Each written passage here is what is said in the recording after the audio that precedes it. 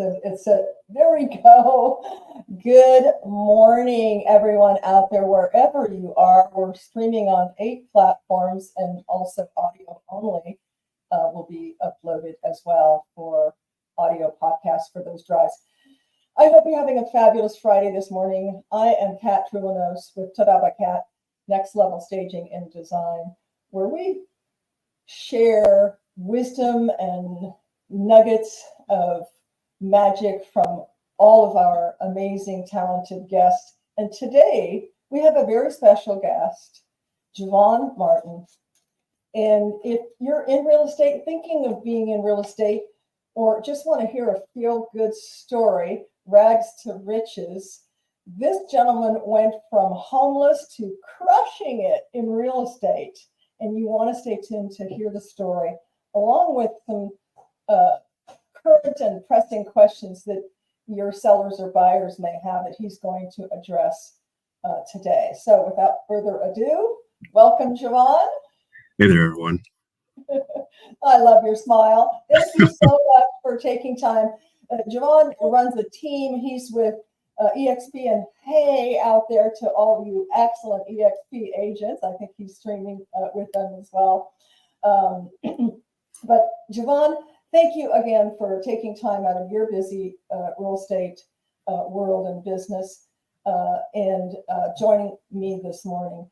You know, you had sent me some questions, and we're going to address some questions on the real estate side, you know, current to today's market, et cetera, that a lot of folks have out there, whether they're sellers, buyers, or realtors, or soon to be realtors.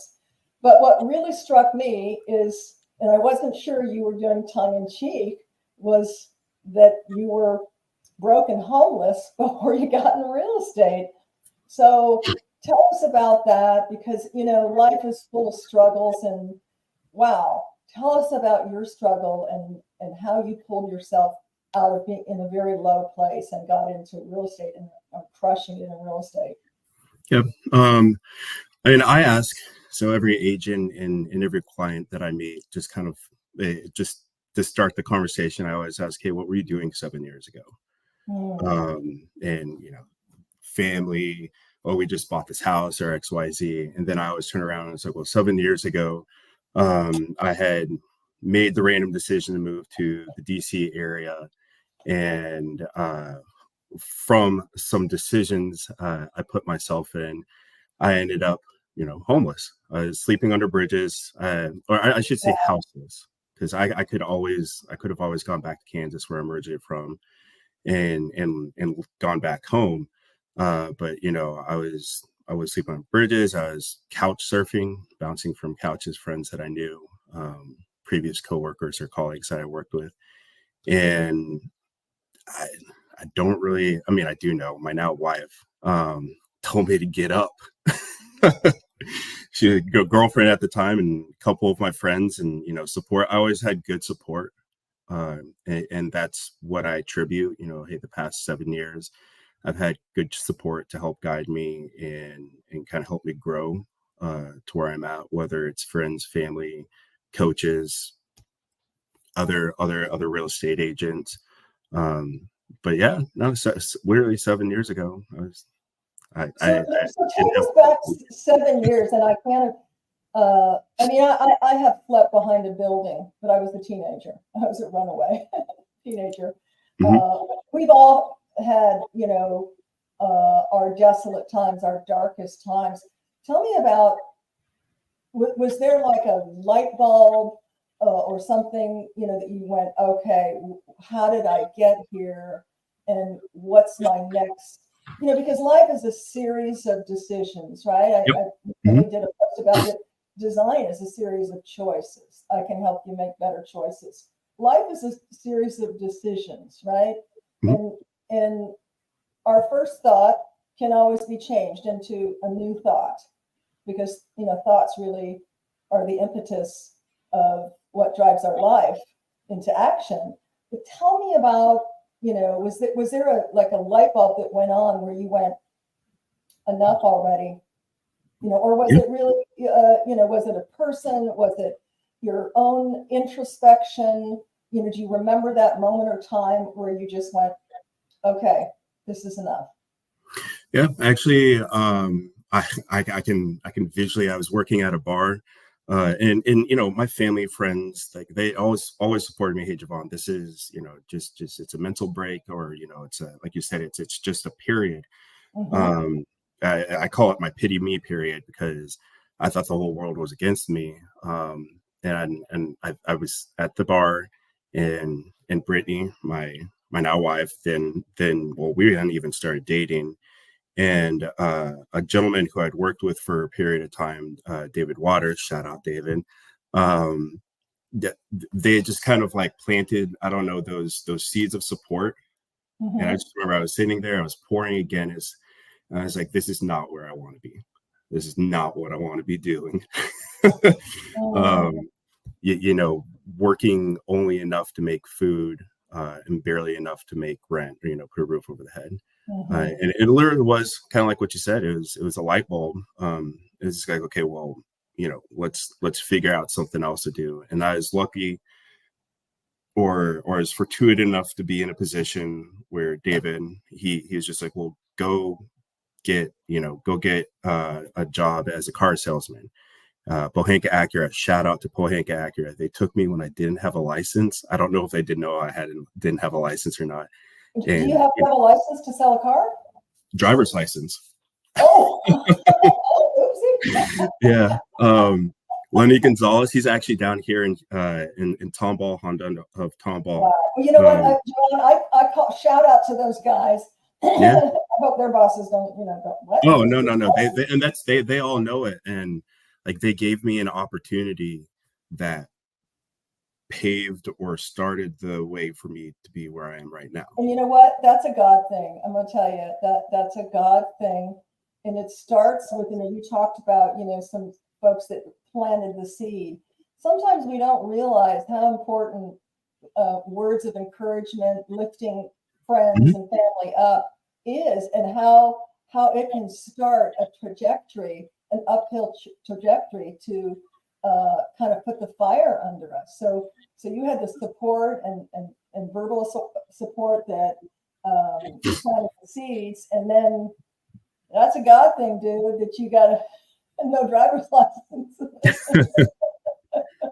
Well, I did get it really quick, but Sure. I wasn't thinking. I was thinking I'd be out back washing cars, and they're like, Right, "No, we're sure. going to give you an opportunity." But you made it happen. Yeah. Yeah. In our short dealings together, because JaVon and I just met a couple weeks ago, a transaction for some supplies, Mhm. real estate supplies. And I want to tell you, JaVon, I was impressed with my interaction with you. You did what you said you're going to do. You showed up when you said you were going to show up. You transferred the paperwork for the Supras, which many realtors have never done that I've told. So I'm already impressed because, there's a saying often that we do everything how we do one thing. Yeah. And Mhm. yeah, and I see that in you. I see that in other people. They say, when someone shows you who they are, believe them, good or bad, right? Yeah. Mm-hmm. Now, people have, you got to give them the benefit of doubt. Things happen. I try to encourage that and share that with my husband. Hey, give them the benefit of doubt. Something might have come up, this and that. But yeah, I think that's integrity. So I see you as a man of integrity, JaVon. And, those dark things that happen to us in our life, you would not change it for I anything. wouldn't. No, not. I wouldn't even. I wouldn't go back and change a thing because I wouldn't have the family. I wouldn't know the people that I do right now. And I who know knows? it makes me get goosebumps because you wouldn't have met your wife. Yeah. Everything is divine right order. When we look back at it in retrospect, sometimes we don't know, because I think Creator God, whoever you call it, kind of keeps like this. Like, I'm only going to show you so much. Stay faithful, stay true, make good choices, follow me, trust, and I will reveal to you in due time. Mm-hmm. Right? Yeah. So how did you go from selling cars, and how did you do in that? I mean, that's a tough gig. I loved it. The first dealership we were at in Virginia, I absolutely loved working with the people who I worked with, because the goal, like, and you can see the pull through it to real estate. The goal is, how do we help people, or how can we make this happen? And I absolutely loved working at the dealership I was at. Then my wife, she got her master's. She moved down right before Harvey, and I soon followed after. But she got her master's of education down here in Houston. And I was just like, well, we're just going to go sell cars down in Texas. And it's one of those divine intervention things where I one day I got a call and a text with 5 positive readings that, hey, we're pregnant, we need to figure, or excuse me, my wife's pregnant, not me, but we've got little man Leon coming along the way. And I was just like, well, I was working almost sun up to sundown 6 days a week. And for me, it was, how can I gain back some of my time, but still be able to provide? And another one of those seeds that was planted before we came down here, Brittany, my wife's dad, or my father-in-law, he had said I should get into real estate as a part-time gig. And then one day I just woke up. There's a whole big story behind it, but I just decided that the car industry wasn't for me. And, I had that seed in the back of my head, like, check out real estate. So, I knocked out the classes quick, and I didn't know anything. I want to be honest. I didn't know anything about real estate. You're a people person, and yeah. I'm sure that's why you did so well in at the dealership. Dealership is retail, and retail, it helped you. It was the next step, and it's really good money too. But it's not a life for a family. My husband worked. He managed a piano store, amongst other things. And it's holidays, nights, weekends, all of that. It's not the job for a family. And I met Leon. Oh my gosh, he's like a cutie patootie.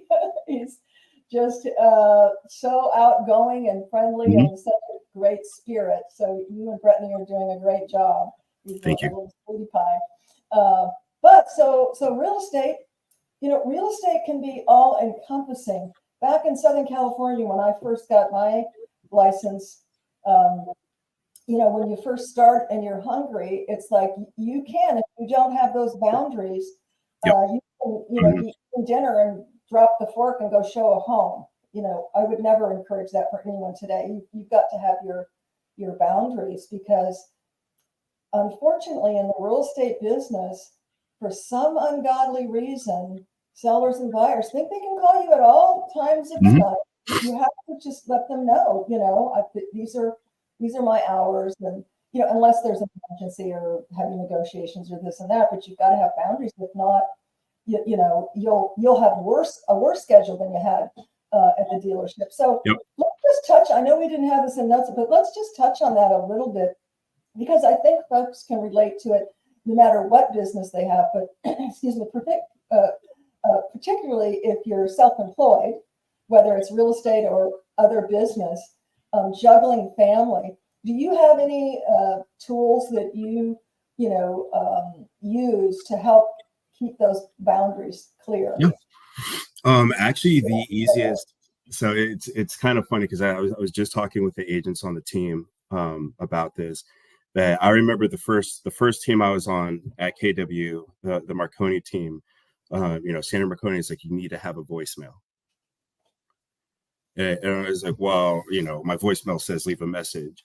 And he's like, no, your voicemail needs to set your boundaries and your expectations. So when the people who are calling you don't know, like, why is JaVon not picking up at 7:30, they understand that I'll reach out to them the next day. Yes. It's the easiest. It's one of the smallest tools. It's one of the most simple, easy tools.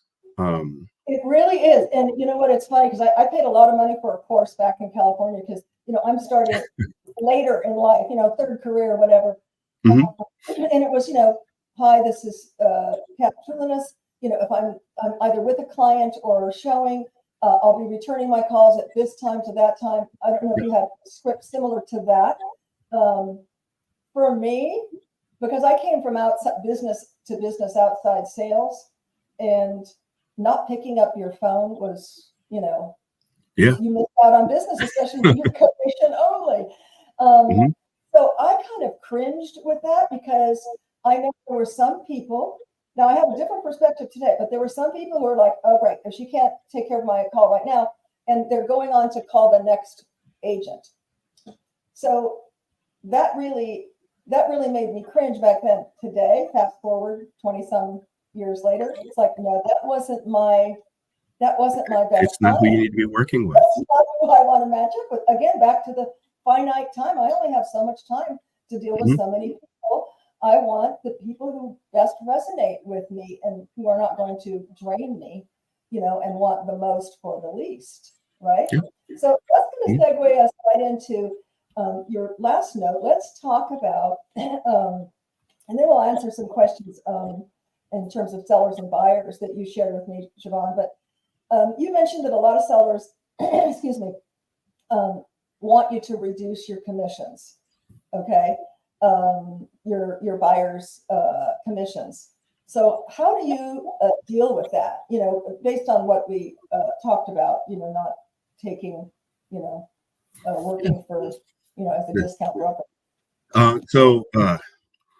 Really, and this goes back to car sales almost, is you listen to the client and what they want. A majority of the time, they want to make, they make the most money, or they want to be moved in a certain amount of period of time. And so what my team and I have done is we've put together a variable commission kind of like menu.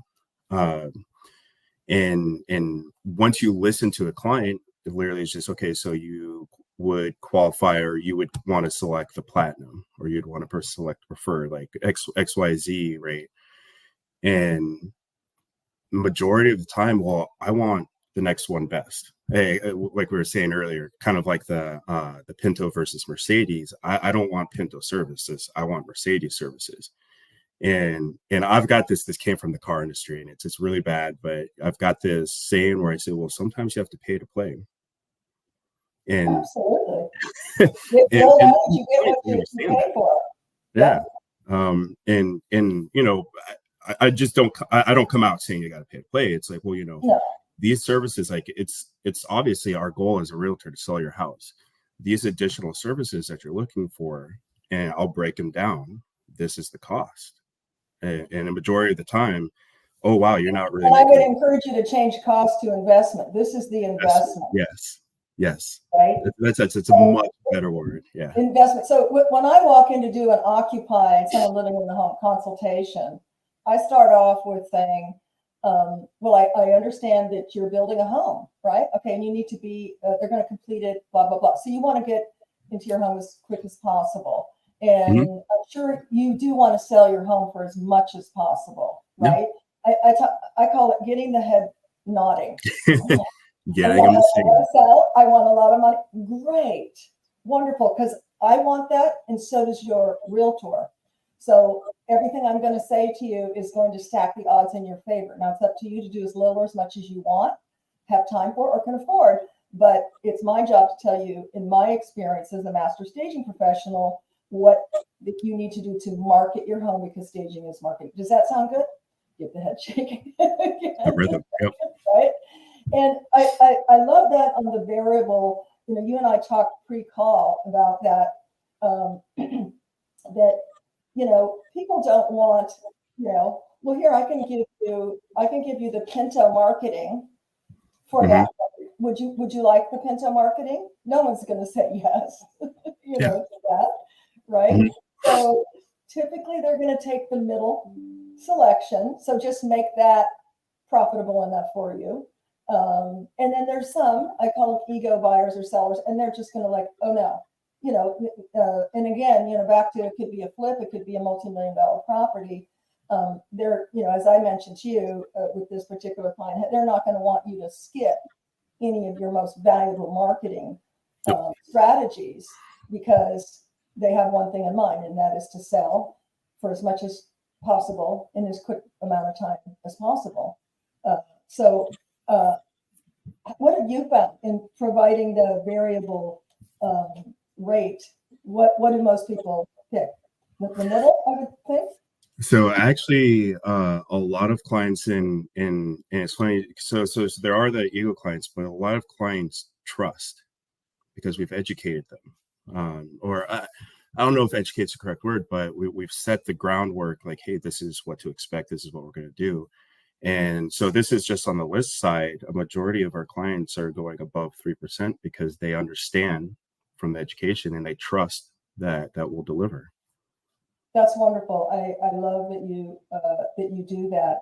You know, as being in the real estate world as a staging professional, you know, sometimes folks have sticker shock on what it costs to make a home look like a model home, at least in the main areas, to bring in, you know, furniture, lighting, decor, rugs, art, etc. Story, and I've told this in the past, but I had a realtor here in the Woodlands. She was their 5th realtor. Wow. None of the 4 realtors had staged the home. Now, the home was at the time occupied. It had some very, you know, kind of lived in furnishings, dated, bulky furnishings, which really didn't showcase this beautiful Woodlands home very well. So she knew she had to do something different. So she recommended staging. Of course, they had sticker shock, but she stood, you know, firm because she knew if she just does the same thing, we know what happens when you keep doing the same thing over and over, you know, the result. It's insanity. Insanity, right? You got it. Excuse me. So she was so brilliant. She said, look, I am so convinced, and really the National Association of Realtors has statistics that support staging and the results, you know, 5 to 17% increase in the sales price if you stage it. She was so convinced. She said, look, I'm so convinced that this is going to be successful. Let's raise the price. I'm going to raise the price by I think it was $3,500 at that time. I'm going to raise the price by that much. So they said, okay, you know, that meant they didn't have to fork out any money, realtor or seller. And of course, the good news, she sold it in 10 days. 5th realtor. 5th realtor, right? So that's why I'm so passionate about what I do, and that, you know, you talked about a little bit in your notes, you know, when people say, why isn't my home selling? You know, there's that DOM, days on market. And you've got to, you know, you're chasing against that because realtors and excuse me, buyers are going to look at that, and the longer it's on the market, they're going to start thinking, what's wrong? What's wrong with the house, right? Yeah, so that's critical, you know, when that clock starts ticking. I know, again, National Association of Realtors published, excuse me, some stats on if you have, if your house is on the market 30 days and you have 10 showings, you should have an offer. If you don't, something's wrong. It's either priced too high or it's not staged or a combination of both. You know, that is a sweet spot combination of both. And that's where you come in as a professional to come up with the best price based on the current market, what's selling, how fast it's selling, what are the features, does it have a pool, no pool, is there anything, you know, wrong with the property? What would you say is the most difficult listing that you've had to sell? A most difficult listing that I've had to sell.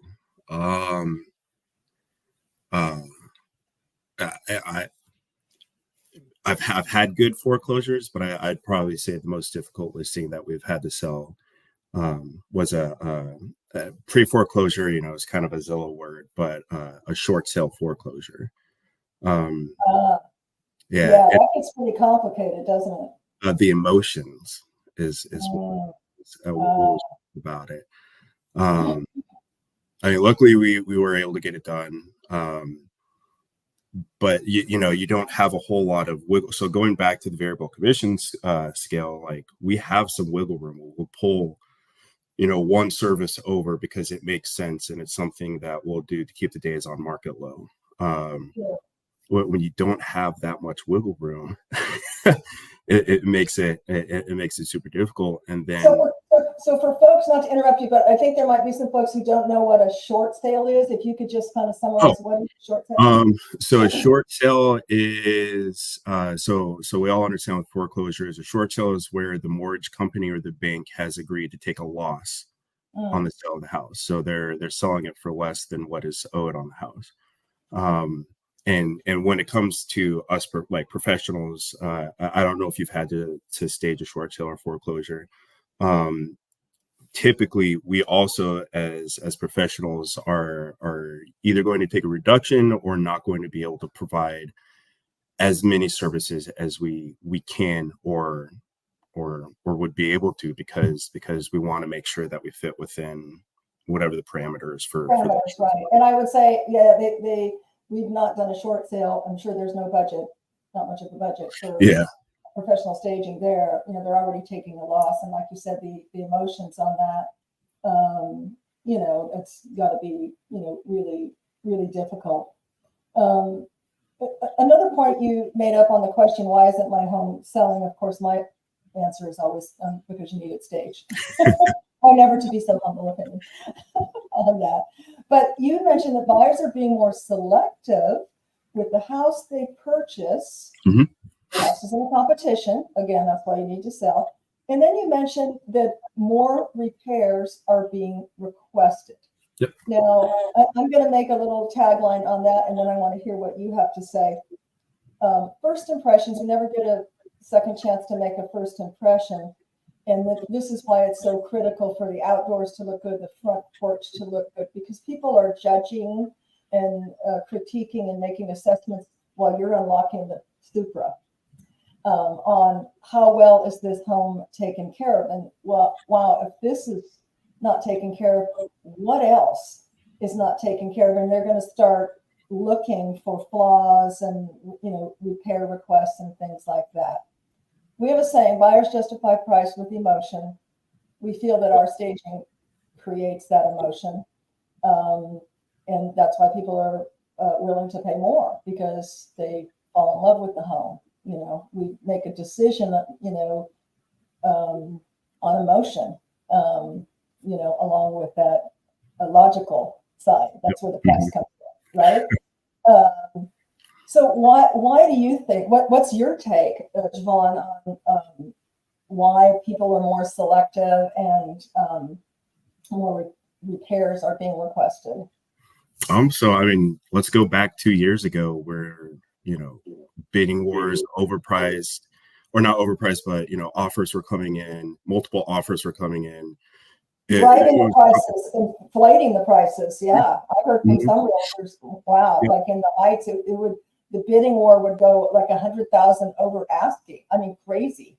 Oh yeah, no, it was wild in every aspect. But it's just tying in with what you said. When you are short pressed to think about the offer, or you're short pressed to think about what could be wrong, or you don't have that time, like that's where we were 2 years ago, or during the COVID period. Now that rates are a little bit higher, and buyers are having to bring more to the table, like just closing costs. They're thinking more about that investment, and they have time to think about that investment, because I mean there are a couple markets that still pretty quick, multiple offers, but majority of the HAR MLS days on market, you've got time to think. And it's once again going back, it's funny, like with staging, if you have like a perfectly staged house, you're not thinking about, what could be wrong. You're thinking about, oh, this is how I could live in the house. Exactly. You're feeling yourself and seeing Yeah, the yourself. And this emotions. is Yeah. why we do so many investors too. They got on Yeah. the bandwagon because no home is perfect. I've said this many times. Although I think all trees are perfect. My builder, when I worked in new home sales, would say, yeah, no home is perfect. Well, they're not. That's why we pride ourselves in what we call corrective staging, Mhm. because every floor plan has its kind of kinks and quirks and so forth. So we define how they're going to live in the space and show them, because statistics tell us 85% of the people out there, they're challenged with seeing how will it go? Where do I put my furniture? But for investors, they may have had who knows how many trades out there, and there's going to be things that ordered that doesn't close right, or this and that, Mhm. imperfections that are exemplified when it's vacant. But again, stage it, and they're not looking at those flaws because they're already seeing and engaging themselves living in the space. And, Yep. this is a sanctuary, our homes, right? Yeah. Mhm. Whether it's under a bridge or in a mansion, it's your space, it's your sanctuary, for that time, right? So yeah, absolutely. So let's talk about, I know you don't have a crystal ball, but one of the questions that you've been getting as a professional realtor is, what about the rates? Are prices going to go down? What's your take on that, JaVon? I mean, yes, I don't have a crystal ball, but what I can say is historically, I don't know for how long speaking, it's an election year. So rates traditionally, or historically have had a dip. Now, going back to the crystal ball, we'll go back down to the twos and threes. Uh, I don't know.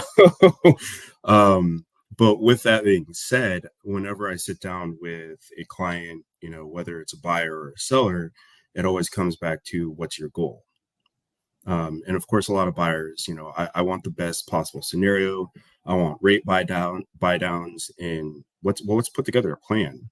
You know, when we go for me, tying into the days on market conversation that we just had, the longer a house has been sitting on the market, the more likely there are other eyes on the house.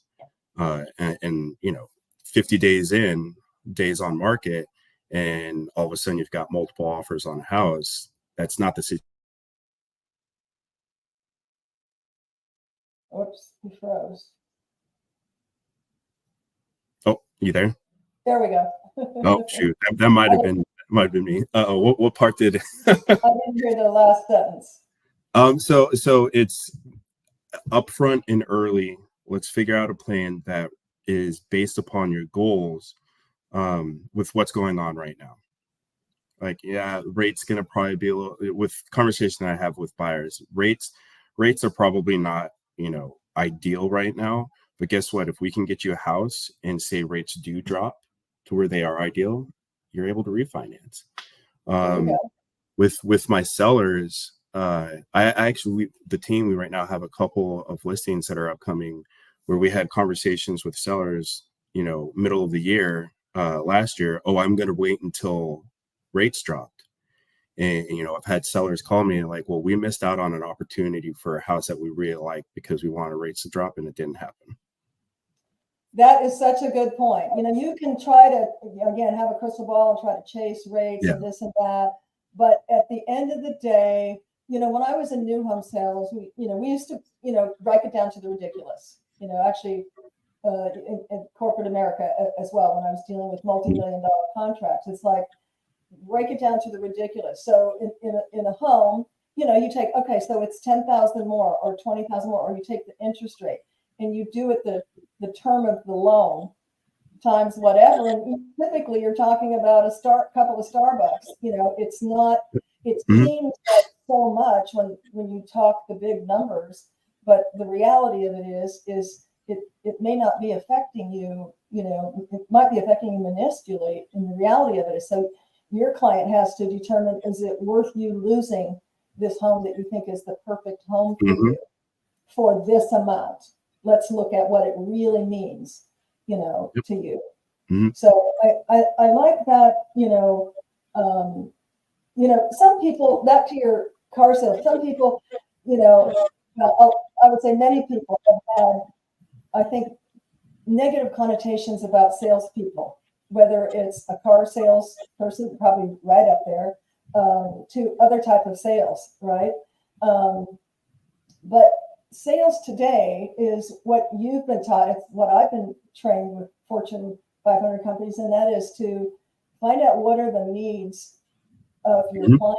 And I can see how you do that so well, because sales is not pushing something onto someone. It's finding out what do they need, and marrying the best fit for them to provide a solution for them. Yep. And Mm-hmm. I see that's what you do. You have to do that. Be a great listener, as well as think outside the box, right? With the financing, or what's important to you. Like you mentioned, well, we can get you the home now, and then if rates do go down, then you can refinance. Instead of, would you be okay with losing the home? Are you okay with losing it to someone else?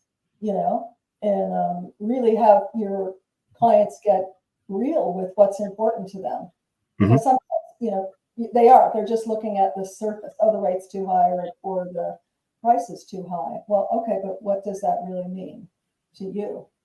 And what means the most to you? One of my favorite buyers that I worked with, veteran couple, back in December. I was fortunate enough to have got to help him, but it was weird because at closing, she just looked at me. She's like, "You were the third real estate agent that we worked with," and it completely caught me off guard, because you develop a relationship with clients, and sometimes they'll tell you that up front, but I never would have thought that. And she said, "You were the only one who listened to what we were wanting," and unfortunately, we did lose out on a house, but it was at that moment that she was like, "Well, JaVon, you're not in it for the commission. You're, you want to help us." And that's truly what it was. It was, a family that it's funny. Every lender that I've spoken with, the best time to buy was 5 years ago. Well, they've been renting for 15 years. And so when I sat down with them, I was like, "Hey, this is what your past, investments have looked like.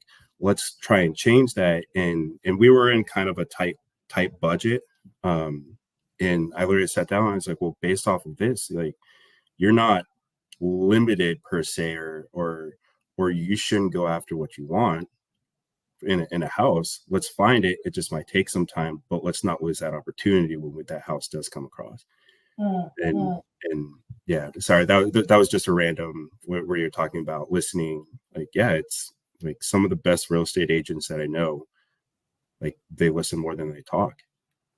They formulate more than they act, because then you don't have to act that much, because you've got a pretty steady plan or Absolutely, vision. because information is power, right? Yep.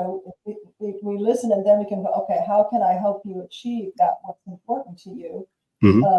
Instead of, just providing what you think is going to be guessing, Mm-hmm. I get that from my design clients as well. One of the biggest complaints I get is that, well, my decorator came in and she really didn't listen. She just did everything that I wanted. Now, this is on the design side, not staging. Staging is marketing. But design, it's all about the client, right? Helping them have their personality show in the home. And so I'm always very careful about that. It's like, I can help you prevent making space, color, and design mistakes. But at the end of the day, my job is to help you create a space that talks about the people who live in the house, Mm-hmm. for that personalization. And it sounds like, and you should be very proud of that as well, that, as I tell folks, every realtor is not created equal. Every staging company is not created equal, and that's okay. That's what, find out what sets you apart, and you should be very proud of that, of your, it's great when your client gives you feedback Mhm. like that, wow, you're the first one out of three that really listened to me. Yeah. I mean, on the flip side, right before COVID, I had a client, um, Mr. Smith, we were discussing about how he wanted to buy a house, and he was in the cruise industry. Now, no one knew what was going to happen He was in during the what industry? the cruise industry, Oh. and he actually had family that were real estate agents, and they were telling him, like, you need to get into a house now. You need to get into a house now. There were the talks. This was right before, the right before COVID, like, just blew up, and the cruise industry like shut down. And I remember having the honest conversation with him, telling him that he should wait to buy. That's hard as a real estate agent. Of course, but someone told me, I forget which industry it was in, but I was in sales. Sell as if you were selling to your mom. Yeah. Oh man, I wouldn't. Right? You wouldn't tell your mom to go buy just because you needed a commission. Yeah. Yeah. And that was, luckily he also had been substitute teaching, and so he just needed to teach for a little bit longer. Like he was able to switch professions. But I remember he bought a Roush Coleman house, and we're sitting there at close, and he looked at me and was like, waiting 7 months was the best thing ever, because now he's sitting in a house instead of having to think about having, to sell a house because he moved too quick.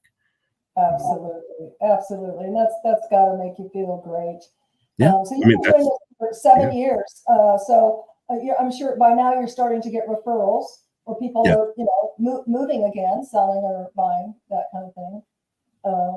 So that's always good when your business, your reputation starts to give you momentum, on that. So if someone wanted to contact you, JaVon, this is, like I said, streaming on 7 sites, and you're streaming on a couple of your sites, EXP on your personal page. But if someone wanted to contact you today, what's the best way to get a hold of you to get some information on buying or selling? Yeah. So actually, the quickest way is whatever is quickest for client or real estate agent. We're on almost, I want to say, all of the social media platforms. Under what name? It's going to be Aries Realty Group, or my personal name for my personal. Spell that how? ARES Realty, REALTY Group. Aries is ARES. Okay, and you see his name up here. If you're just listening, it's JaVon, JaVon Martin. You can contact him. And if you're an agent looking to, you've heard a lot about EXP, and you'd like to talk to him, how many people do you have on your team now, JaVon? So right now we have 8, and I am all about improving the realtor pool.